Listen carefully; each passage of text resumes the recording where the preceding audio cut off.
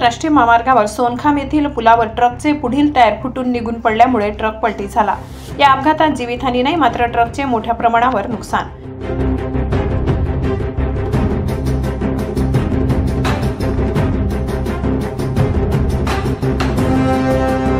महामार्गावर सर्वत्र लाकूड पसरले आहे। धुळे सुरत महामार्गावर अपघाताची मालिका पुन्हा सुरू। धुळे सुरत राष्ट्रीय महामार्गावर दिनांक 25 डिसेंबर रोजी सकाळी 11 वाजेच्या सुमारास परभणी येथून बाभळाचे लाकूड घेऊन सुरत येथे क्रमांक MH 26 AD 0103 हा जात होता। हा ट्रक सोनखाम गावाच्या शिवारातील पुलावर आलेला असताना ट्रकचे पुढील टायर फुटल्यामुळे हा ट्रक रस्त्यावर पलटी झाला। त्यामुळे ट्रकमधील सर्व लाकूड रस्त्यावर पसरले।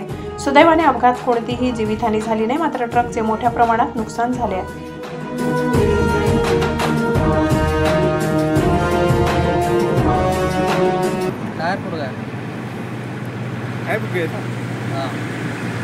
कहाँ से कहाँ जा रहे थे? परभणी से सूरत जा रहे थे। लगा है क्या किसी को?